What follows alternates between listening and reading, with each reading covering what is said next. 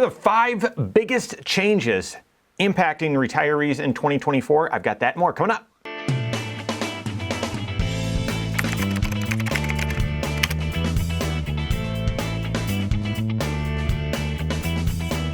My name's Mike Bernard. I'm the host of the Wise Money Show. I'm also one of the certified financial planners right here at Korhorn Financial Group. Make sure you hit that subscribe button, turn on notifications, and smash that thumbs up button. Are you retired or are you close to retirement? What are the big changes that you need to be aware of that are happening in 2024? Well, there's a handful of them. Some of them not so good, some of them all right. Let's get into it. First one, not so good. We've warned you about it a few different times, but the big cost of living adjustment on your Social Security from 2022 into 2023, 8.7% increase on your Social Security, is going to likely catch a lot of people by surprise, and that their Social Security will be taxable when they file their 2023 return here in the spring of 2024. See, this 8.7% increase that you got on your Social Security, that's fantastic, helped you keep up with inflation, and was a welcome and needed change in regards to all the prices going up. However, the thresholds that determine whether that Social Security is going to land on your tax return or not, those did not change. How it's determined whether Social Security is taxable to you or not is based on this very strange and archaic formula. You don't need to know it. Your tax software, your CPA is going to run this formula for you. But having your Social Security go up in 2023 by such a large amount is going to strain that formula and mean a lot more people are going to pay tax on their Social Security. So here's how it works. This formula is you take half of your Social Security, whatever you received in that year, plus all of your other income. So half of your Social Security plus all of your other income. If that number is above $25,000 and you're a single filer, then some of your Social Security starts coming onto your tax return. Some of it starts coming onto your tax return. The higher that number goes, up above $25,000, more and more of your Social Security lands on your tax return up to 85% of your Social Security lands on your return. So most of your Social Security becomes taxable. If you're married filing jointly, that same formula, half of your Social Security plus all of your other income, if that is above $32,000, then some of your Social Security starts coming onto your return up until 85% of your Social Security is taxable. So even though you got an 8.7% increase on your Social Security, those thresholds of $25,000 and $32,000, those did not go up. In fact, they've never gone up. This is a sneaky way of increasing tax on retirees. So be aware of that change and that surprise looming this upcoming tax year. How can you get ahead of it? How can you avoid it? Doing proactive tax planning with a CFP absolutely will help you avoid that surprise and help you stay on top of it. Also, increasing or changing withholdings, that may make sense as well. Reducing what you're drawing out of other taxable accounts, being tax savvy, being planful with your taxes, all of that will help prevent this from being a surprise or being a big risk to you in the future. Second big change, and this one is not so bad, okay, it's not great, but it's not so bad, is we did see an increase in Medicare Part B premiums. After seeing premiums essentially stay the same, go down a little bit from 22 into 23 for Medicare Part B. It's about a $10 a month increase at the base level for 2024. The other thing that was updated, and no big surprise here, but a change nonetheless, is the IRMA thresholds, the income-related monthly adjustment amount thresholds, and you can see those here.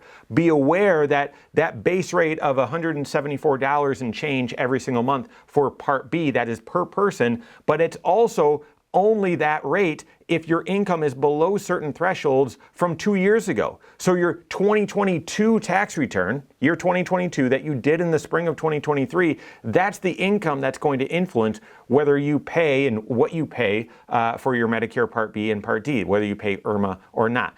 Third change, this is a minor one for Social Security. As inflation has come down, we're seeing the cost of living adjustment, the increase for Social Security that you're seeing from 23 into 24 being around 3.2%. For the average Social Security recipient, the average Social Security check, that's about a $50 a month increase. If $10 is going towards higher Medicare costs, a net $40 in your pocket after Medicare increases, that's a decent number. While it's much less than the 8.7 last year and the 5% and change the year before.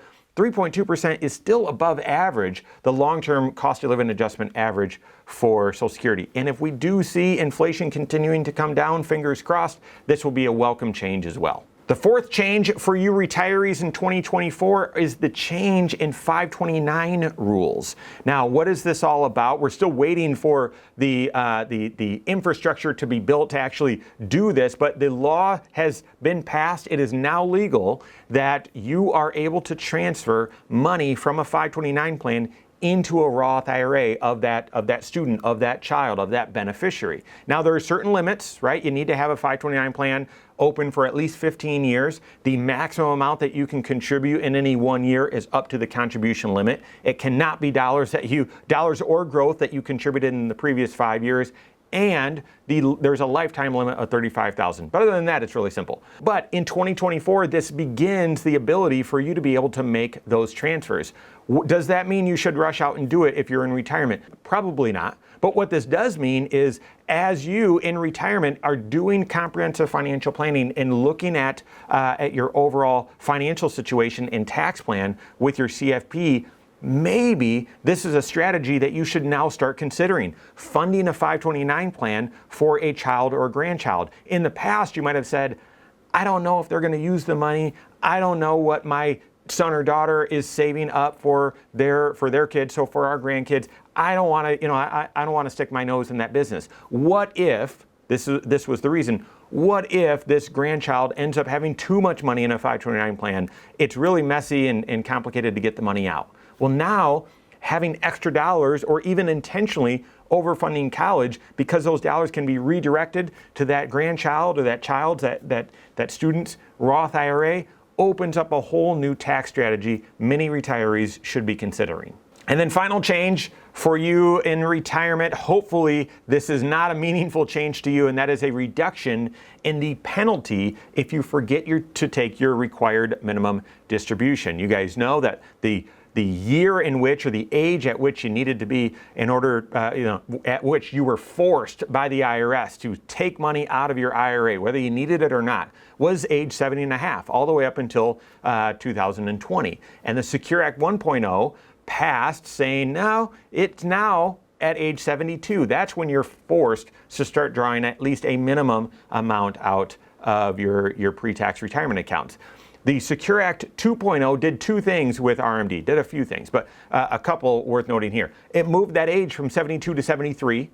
It's going to move it again to age 75 out there in 2033, I believe.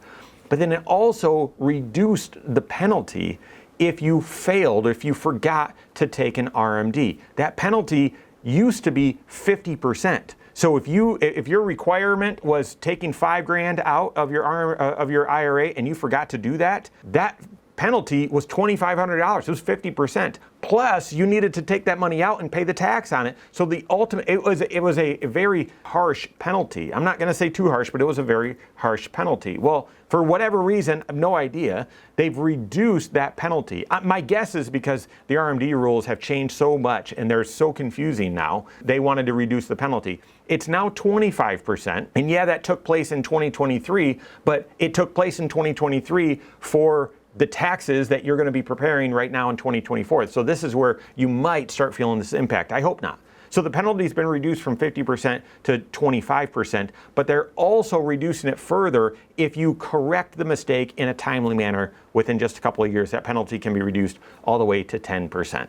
So those are the top 5 big changes happening, financial changes happening to you that are in retirement. There may be others. That's why you've got to work with your certified financial planner on your personal, unique financial situation. If you don't have a CFP on your team, you can contact one on my team. Find us online, Korhorn.com. That's Korhorn with K. WiseMoneyShow.com. You can find us there as well, or send us an email, info@Korhorn.com. All right, there you have it. Go out and take your next wise step in your financial life.